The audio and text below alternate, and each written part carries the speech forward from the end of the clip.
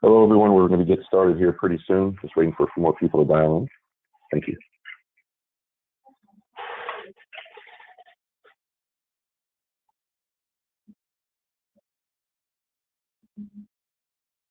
For those who are online with us, if you don't mind, if you could let me know how the audio is. If you guys can hear it okay, if you could just type something in the chat window, that'd be great, just to confirm everybody's hearing me all right.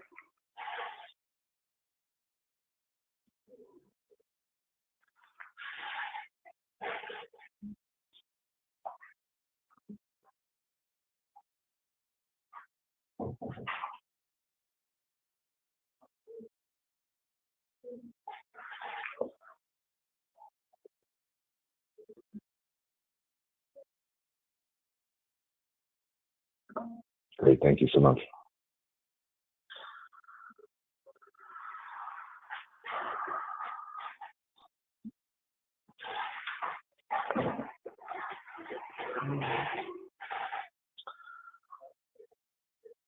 Just a few housekeeping things before we get started here. If you have any questions whatsoever, please type it in the questions window, and I will get to them at the end of the presentation and do my best to go through the Q&A as quickly as I can. My presentation today should really only last about 20 to 30 minutes. I'm going to go into a little bit more detail than you typically would get, because today we're really going to talk more about best practices and educate everyone on what we call smart farming. But then I'm going to let you guys kind of take control at the end and ask any questions. So if you come across anything or you have any questions during the presentation, just type in that question window and I'll take them as they come in.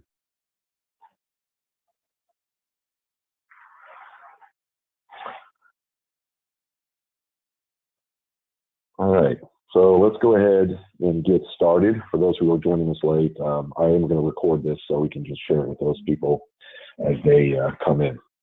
So thank you so much, everyone, for having me today. I know it's always tough to find time in the day to attend one of these, but I appreciate you taking the time to learn a little bit about what we call smart farming. Now, many of you obviously have been in the real estate business for quite some time, so the word farming shouldn't be foreign to you.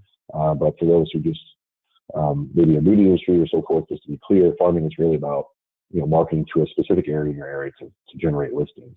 Over the last 20, 30, 40 years in real estate, the extent of farming was really typically postcards and putting signs in the yard. But today we're going to talk about how to leverage big data, what we call predictive analytics, and then of course multi-channel marketing, which are all fancy words, but as you'll start to learn as we get into it, it's a very simple, common sense approach. And I'm excited to share with you today. So before I get into the details of what smart farming is and how to go about it, I always find it helpful to tell our story a little bit about who we are at Offerscom. I'm one of the founders of Offerscom. We started about 5 years ago. And we really started around the idea of one simple concept, is that in order to generate listings, in order for a real estate agent to really win a listing, they have to be first in the door.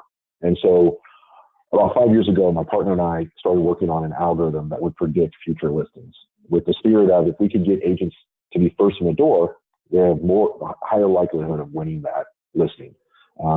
And so we tested our algorithm over the first year or two of the business, and they've been selling it for about 3 years now. Have over 5,000 agents using our data across the country. And what we do is we basically provide what we call smart data leads. And that's basically us saying, these are the homes that are most likely to list in your area in the next 12 months. And we'll talk about how that gives you the advantage, not only to be first in the door, but also can save you a lot of money and headache when you actually are looking at farming a specific area. And so the common sense approach here is essentially, if you know who's most likely to list, you can be smarter with your money and also take advantage of that in your marketing. We do something more beyond that, beyond the algorithm that we developed and the data that we've generated for agents. We do something very unique. We qualify our predictions. So obviously, the way that we achieve 70% accuracy on a year-over-year basis is not just that our algorithm is good, but also that we verify and qualify our predictions. So we have a call center that calls and surveys homeowners in the area, as well as we do a lot of online marketing to drive than to take a home value survey. And with those two components, we're able to qualify our predictions. So for those homeowners that we predict that are potentially going to sell that say, no, I'm actually not going to sell, we can obviously take them off the list. And then, of course, those who actually say, yes, I am actually thinking of selling, we can then verify that score. And this is how we achieve the accuracy we do. And then finally, we provide you the tools, which is, we'll dive into more details in this presentation about how to do this, but we provide you the tools to actually go out and communicate to those homeowners. So it's one thing for us to predict and say, hey, here are the 100 or 200, 300 people that we think are most likely to sell. And there's another to actually then take your brand and communicate to them effectively so that you win the listing. And today's presentation is really about smart farming. This is a term that we call basically using the word smart because it's obviously generated using smart data, which are those predictive listings that we talked about. But I'm going to talk about the practical side of it, not just the mathematical side and the algorithm and all the things that generate predictive analytics, but what actually happens on the street. How do we work and how do we help agents actually be more effective? So once you actually have this smart data, it puts in play kind of a new way of doing business. A lot of agents are very familiar with dealing with buyer leads that you get from Zillow or you get from other websites. And buyer leads is a completely different animal than seller leads, obviously. But more importantly, it's understanding how do you deal with smart data leads? How do you smart farm? And how does that differ between following up with buyer leads that might be generated on your website? And so when we talk about smart farming, what we're talking about is how do we take, let's say an average farm is 2,000 to 4,000 homes. How do we actually take that and find out who we need to target, who has the highest likelihood within that farm, and then how do we start building what we call a sales funnel around that? So at the top of the funnel, you can basically say, here are all the properties within this geographical zip code or whatever it might be, or this area that I'm going to farm. And then using our algorithm, we can narrow that down, trim that down about 70% to where we have, instead of 5,000 to 6,000 homes that we have to worry about, we can drill that down to like 600, 700, 800 homes.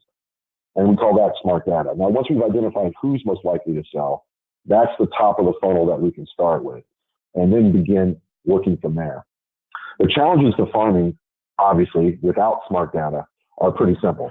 You have thousands of properties, which is just too much for any one agent or even, quite honestly, a team to handle. You have thousands of homeowners that you have to connect with and market to build your brand in order to hit those 4 or 5% that are potentially going to list this year. You have limited time and focus as an agent. If you're a successful agent, you're out doing listing appointments, you're out doing open houses, you're doing closings.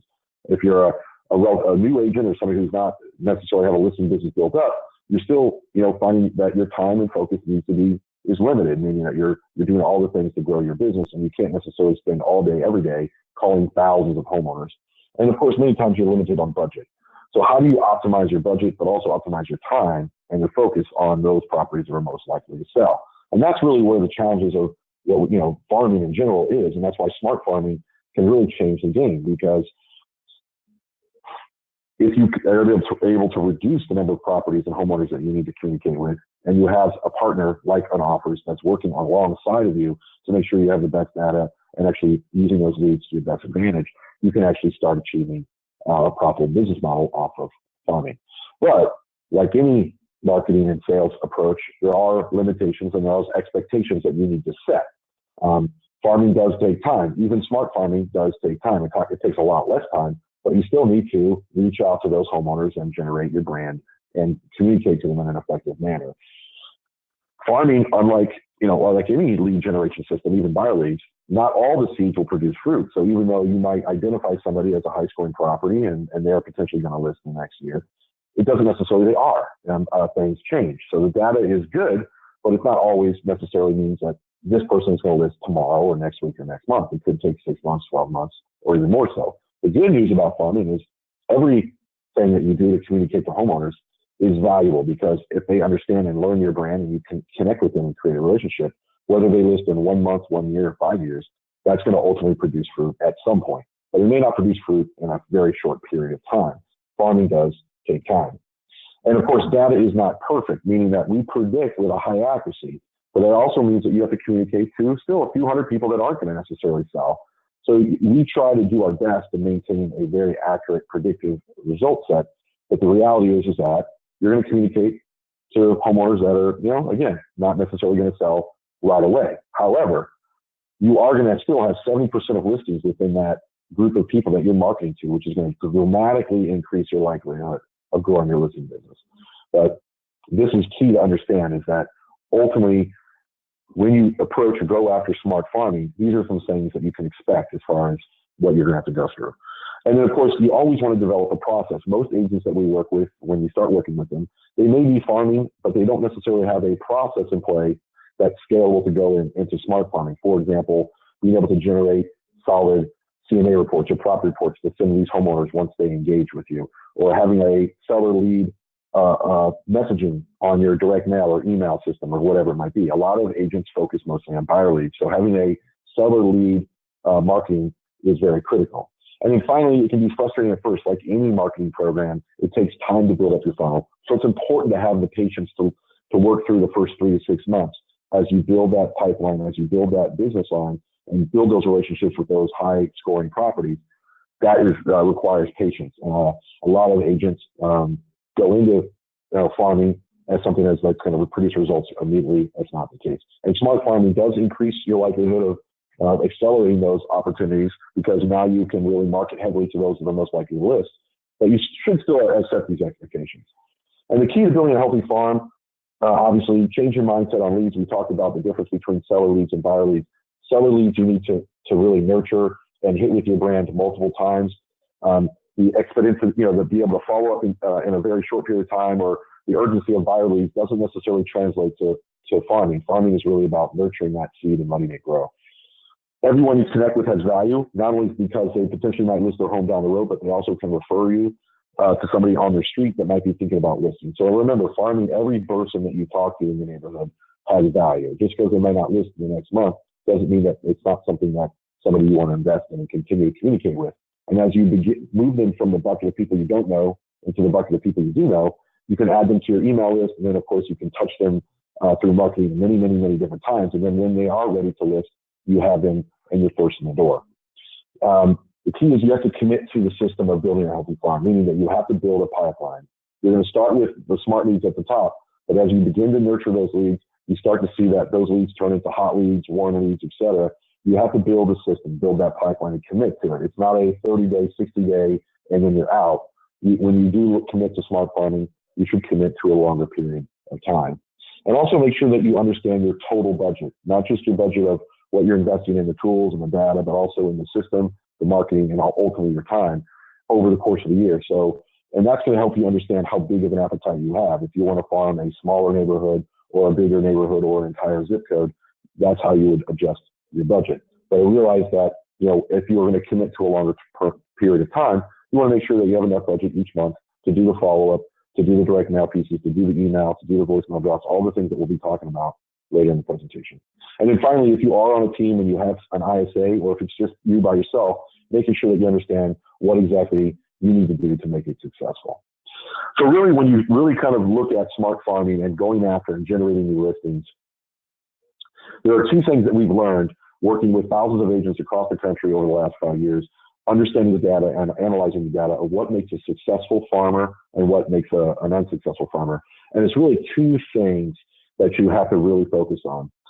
You have to understand what the short window is when you capture leads and being able to follow up with leads. And I'm going to talk about that in a minute. And then number two is you have to understand what work is required to convert leads. Because a lot of times people have really solid leads, but they just don't follow up enough with them. They only touch them once or twice instead of the 4 or 5 times that's required. And sometimes they generate really good leads, but they only follow up for the next 2 to 3 weeks, when in reality they need to follow up for the next 90 days. And so again, this is really understanding, and this is data-driven analytics that we've been able to produce this kind of results, is understanding where listings are coming from and where they're not. And so I'd like to share that with you. So challenge number one is short window to generate leads. So when you look at the reality of when somebody is looking and thinking about selling their home, these are from data that we've collected, but it's also data that we've kind of complemented with even Zillow research, and some other companies have even come to the same conclusion.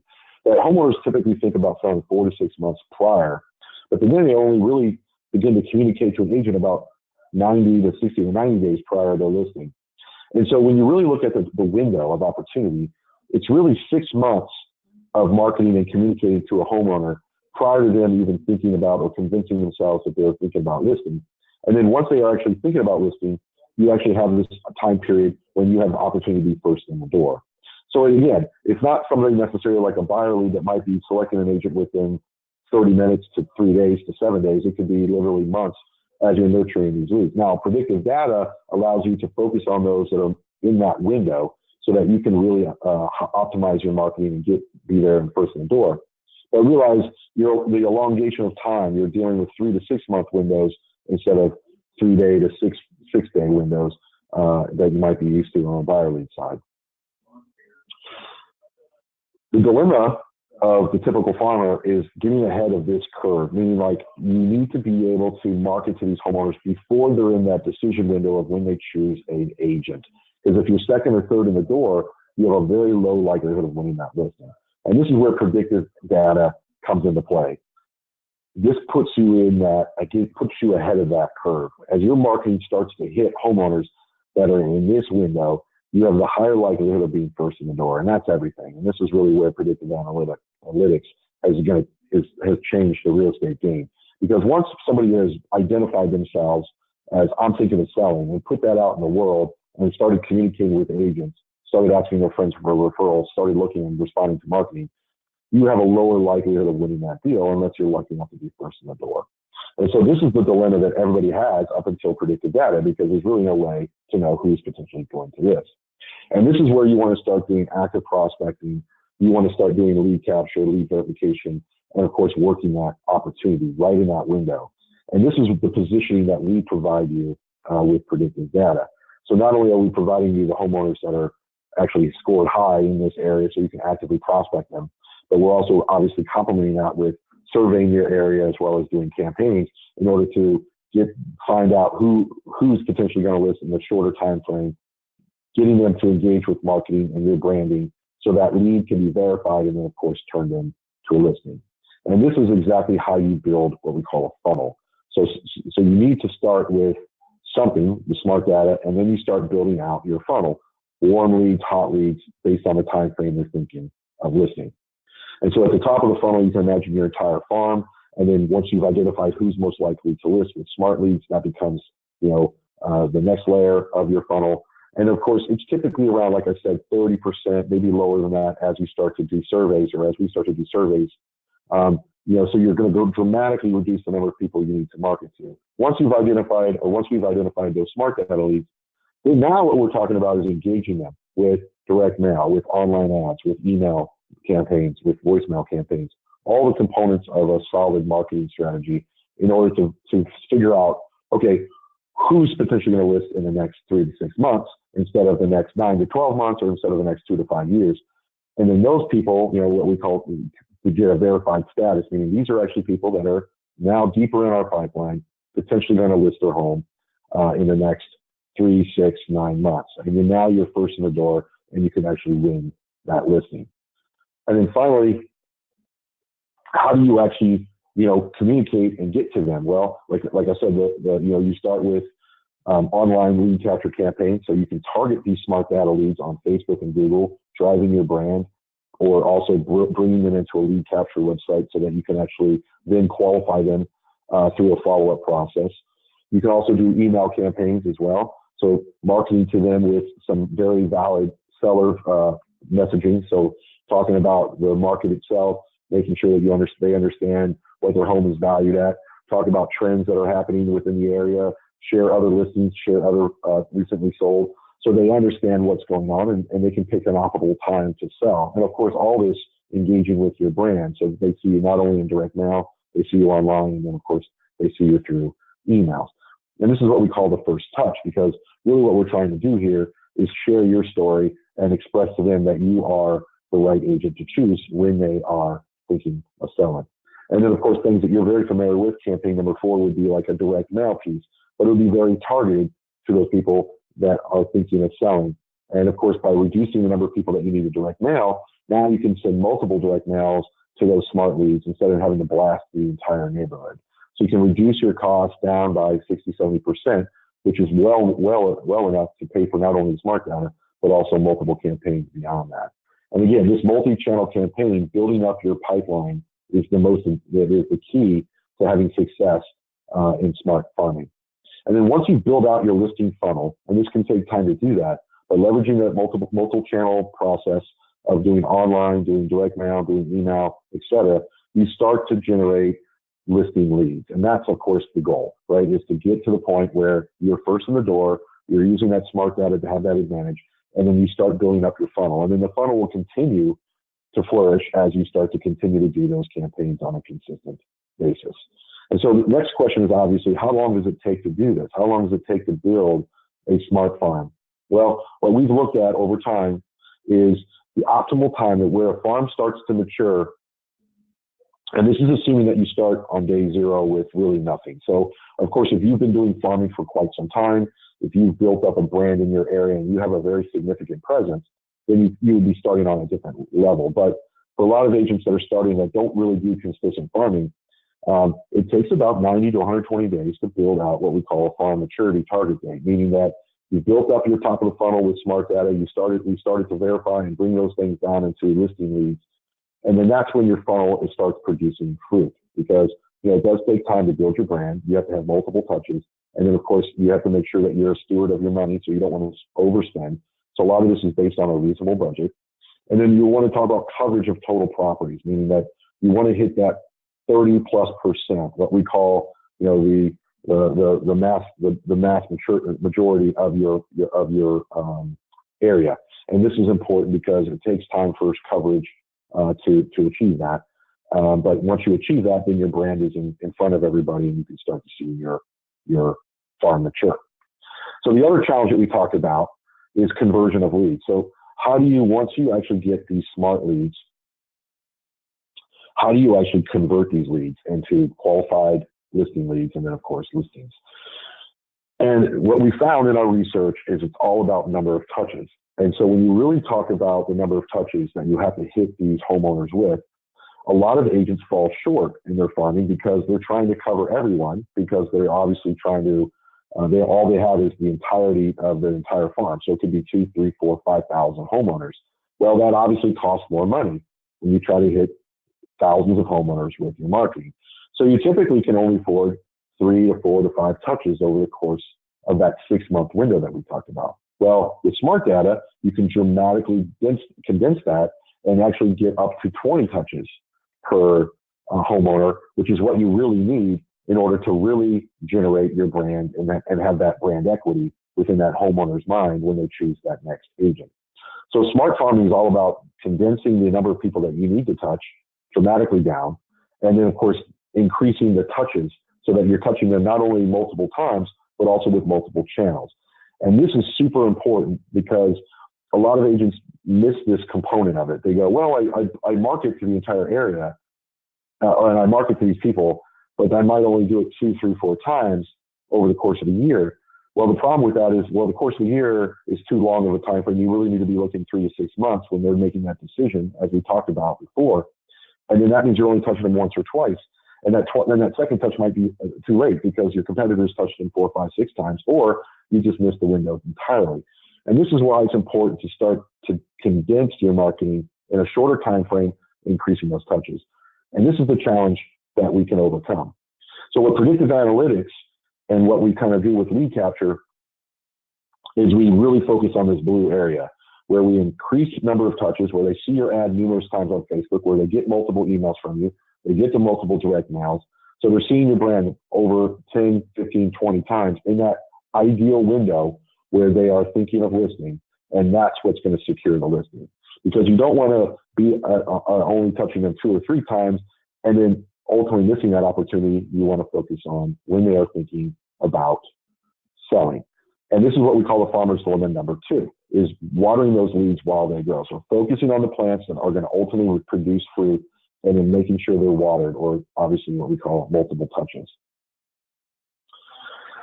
The other component is making sure that you follow best practice. So even though you might be hitting these people multiple times, maybe your brand is, in their living room, on their computer, in their mailbox, all the components are there where you're touching them multiple times. Once they've now engaged with you, you got to make sure that you have a solid lead conversion program.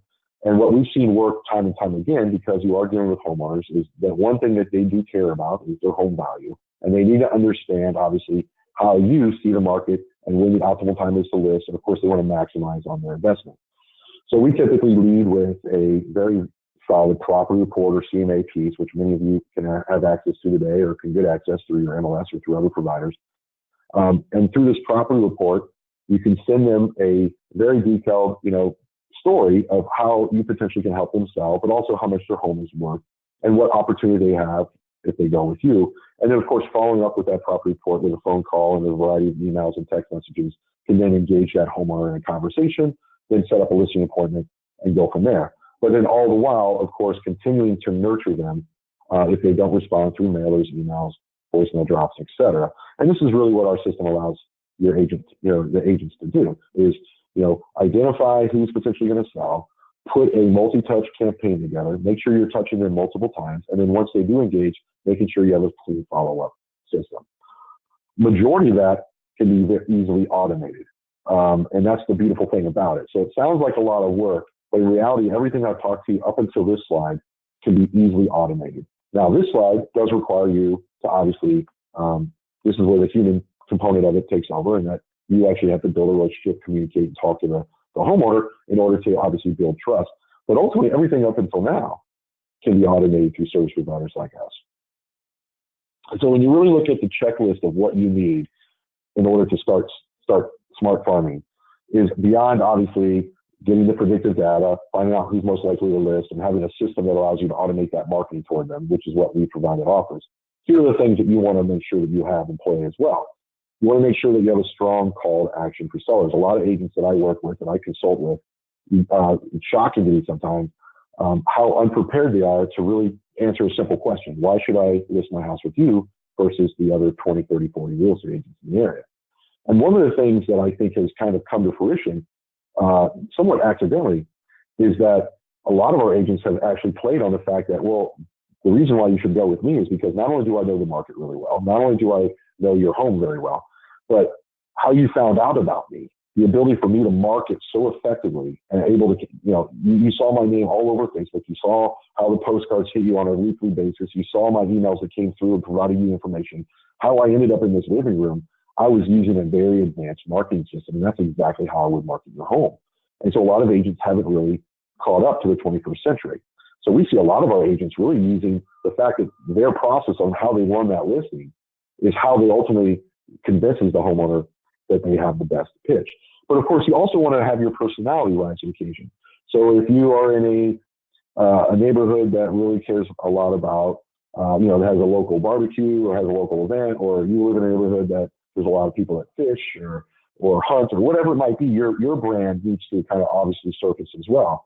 So your strong call to action to sellers is, hey, I'm the best realtor, but I live here, I work here, I know the area, whatever it might be. That needs to be prepared so that you can communicate that through all the marketing that we talked about. And the other component of this, again, a lot of agents don't have these components, but making sure that you have consistent branding across the direct mail pieces that we send out, the email templates that we send out, the online ads. So there's consistency, because even though you touch, through marketing a homeowner 20 plus times, if it's not consistent branding, if it's not the same branding, you're not going to get that benefit of that multiple touch approach. If it's your direct mail piece looks completely different than your online ad, the homeowner may not make that connection. So you want to make sure your branding is consistent and very simple, so that that repetition starts to build that brand equity that we need. And then, of course, you need to have obvious things that you can provide the homeowner that has extra value. And of course, like a CMA or profit report can do that, giving them something of value, showing goodwill, so they respond to your follow-up phone call is key. So again, not a lot required, but in order to have smart farming work, you got to make sure all these pieces are in play. We can tell you who's most likely to sell. We can help you verify those people through marketing with you and making sure that we get to build up that funnel in a short period of time. We can connect you with homeowners that are responding to your marketing saying, hey, I'm thinking about listing, what do you got for me? But it's key to have these other pieces so that when they do respond, you're quickly able to present your branding, present your pitch, and of course, put on the best listing presentation. And then finally, as you're running these campaigns through our program, making sure that you have somebody or yourself that dedicated to do the follow-up phone calls once people engage, and making sure you're following up with those smart data leads as well. And then setting up our system to do the mailers, the voicemail drop, the emails, and the online ads, so that you can, again, make sure all those things that we talked about prior to that is automated and being done, so you don't have to worry about it. And then finally, having a system that you can track these leads as you start to build that funnel, which you can do within our program, or if you have an existing system that you like using, you can integrate with that. But again, these are some basic meat and potato stuff that many of you are probably saying, yeah, I've got all this. But again, it's all seller lead focused. It's farming focused. So a lot of people have these things, but are more for the buyer lead side. So again, I know it's stating the obvious, but making sure you have these components for the seller lead side, making sure that you can sustain that window of 3 to 6 months as you nurture these leads to a listing, making sure you have multiple messages that are going to convey to that homeowner that you're the best agent, and also that it's the best time to sell. And again, these things are very simple to create and very simple to have. And a lot of these are already baked into our program. You don't even have to generate these. These are already, we provide these in our system. But again, if you have your own and you want to use these things, making sure they're ready, willing, and available to use. So in summary, we talked about really 2 things. We talked about what we've learned as a company working with agents that have had success with our program, and agents who have not had success. And we constantly ask ourselves, well, what's the difference? What are they doing differently? They're both using smart data that is producing the same accuracy.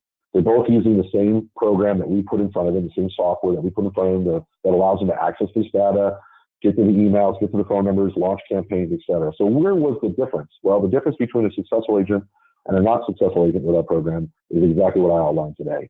They need to understand that there's a window of time that you need to market to these smart leads, and you need to be patient, and you need to hit them multiple times, and you need to have a strong follow-up strategy so that when you are positioned to be first in the door, that you're hitting them with the right message at the right time, and that they are able to communicate with you, and that you don't leave it with just a 1-touch or 2-touch program, that you're constantly in front of them in order to win that listing. And so that means that there has to be a commitment on building a sustainable funnel. That means you can't do 1 or 2 market campaigns and expect that you're going to generate long-term business. This is about long-term business. Whether you're using smart data or not, whether you're going to partner with Offerscom or not, everything I've talked to you today, if you're going to commit to farming, this is the commitment level you need to make. You need to look at it long-term. And you build that funnel and you start to position yourself to be first in the door, you're going to take the market share of that farm. Because if you're hitting homeowners more than your competitor, if you're first in the door ahead of your competitor, you're going to win 70% of the listings. And that's an NAR stat. If you're first in the door when meeting with a homeowner, you're going to win 70% of the time. And you also make sure that you optimize your lead capture, optimize your marketing. You could argue that 95% of your marketing today, if you're marketing your farming to thousands of people in your farm, could be wasted because only 5% are going to potentially list this year. So when you really talk about optimizing and focusing on the people that are higher likely to list, you can reduce that cost down dramatically and take those cost savings and invest it in things like smart data, automated marketing to make sure you're hitting them multiple times, multiple channels, in that right window, in that 6-month window when they need to be hit. And of course, by saving time and money and investing in these new products and new technologies that are out there with smart data and predictive analytics, it doesn't change the one single thing that will always be true in real estate. You have to follow up. You have to reach out to these leads and build a relationship with these homeowners and convince them you're the right choice. And so even though the ultimate goal here is to generate listings, there is that one critical component. A real estate agent has to come to bat to say, hey, once I've identified these people and they've raised their hand and say, hey, yeah, I'm thinking about listing, you need to hit them with the right message, with a formidable pitch, and most importantly, something of value that you can bring to them and follow up on so that they say, hey, this person actually gave me something to think about. This agent actually opened my mind to other things I need to be considering. This is the person I need to hire. So at this point, I would love to take any questions. We're right about at the 30-minute mark, as I promised. So any questions you have, and of course, I'm going to kind of walk through a few that are already on there already. So I see them coming in. Oops, sorry about that. So let me go ahead and attack some of these right off the bat.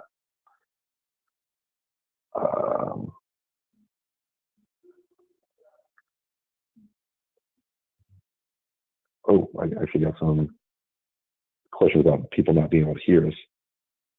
Sorry if the recording was, the audio was bad, but hopefully I saw a few people say it was fine. So if anybody has any questions, I'll answer a few of them right now. Here's a question about essentially the system itself and how it works. So, as I mentioned in the beginning, when we talk about smart data and how we generate the smart data is really the question. So really the way that we generate the smart data is simple. We license data from about 20 providers across the country, whether it be property data, MLS data, consumer data, et cetera. And all this data is compiled into one large data warehouse or database. And then this data is kind of crunched through an algorithm. And what an algorithm basically does is it takes past data and predicts future data. So we look at an area, like, for example, a city or a zip code, and we look at all the sales that have occurred over the last year, 2 years, 3 years, and we look for trends. And we look at what variables that drives that trend. Now, variables can be anything from the size of the home, the market value of the home. It could be the number of bedrooms, but it also could be something about the consumer. It could be the consumer's age, what age their kids are, et cetera. So you can imagine there's about 250 to 300 variables that can come into play on a property and a consumer who owns it that might adjust that algorithm. Of course, you always look at things like investor-owned properties versus people who live in their properties, because that's a big difference as well. Investors might sell their properties at a higher frequency or at a certain time frame when they feel the ROI is going to be maximized. And that's based on what they bought the property at, versus consumers who live in their property might look at things like, well, if I have kids, I'm probably most likely not going to sell during the school year. Or if I have a change in my job, or something like that, that might drive a life event, might drive a change. So we look at all kinds of data and then process the algorithm based on what's really driving home listings and sales. And then, of course, at the end of the month, every month, when we look at what sold and what was listed, and then that's how we determine our accuracy. And then, of course, that also helps us adjust the algorithm ongoing. So it's a real-time, constant updating algorithm that we constantly train to predict what's going to happen next. The good news is that we provide it in a very simple manner. We just simply score every home from 0 to 100, and the higher scoring properties is what we suggest our agents to target. So everything scored over 70 to 100, we tell our agents these are the areas where you want to focus on. Now, based on budget, based on what they're looking to do, they might be looking, well, I only want to target homes over $500,000 in value. Well, then the number of smart leads would dramatically decrease, because you could take out half your neighborhood by simply looking at market value. Or if you only want to focus on investor properties, that would reduce the number of properties, et cetera. So it allows them to also manipulate the data so they can focus on which properties they most likely want to, also service. And so once you've kind of reduced that down to what we call a target list, this is the number of the properties that you actually want to target with your marketing. You can then effectively market to them. And then the other thing that we provide you is phone numbers, emails, social media links, all the things that you need, and of course the address itself, to do a multi-channel marketing campaign. And through our product, what we've found out that really works from a branding perspective is when an agent leverages our data to first do a very solid branding campaign, introducing themselves as their friendly neighborhood agent, and through email newsletters that talk about property values and trends and neighborhood events, and through direct mail pieces talking about, hey, if you want to list your home, or recently sold, recently listed, things like that. They can do mass voicemail drops, wishing people a happy holiday or inviting them to an event, et cetera. Text messaging, all these components, and then of course targeting them on Facebook and Google by uploading our list and specifically sending ads directly to those homeowners. Again, all these things increase your brand toward the people that matter the most, the right message at the right time. And this puts you well above the competition, because your competition is still using dumb data, or if they're even using dumb data at all, they may not even have the capacity to market to these people in any way other than direct mail. So they don't have the emails, they don't have the phone numbers. And then of course, they're also diluting the amount of money they have in their budget, because they're hitting all of the property owners, because they don't know who's most likely to list, versus you can hit them multiple times with the people that are most likely to list. And so it's a very common sense approach. It's not something that's very unique in marketing. It's being used in all other industries.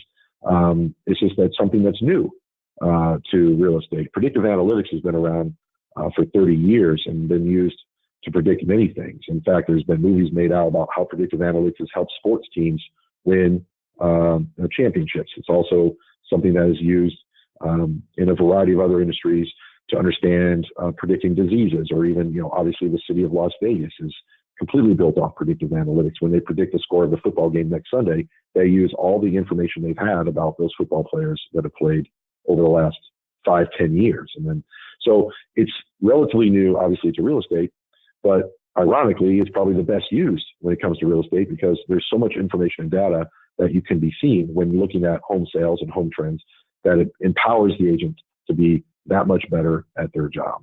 And that's, of course, why we got into business.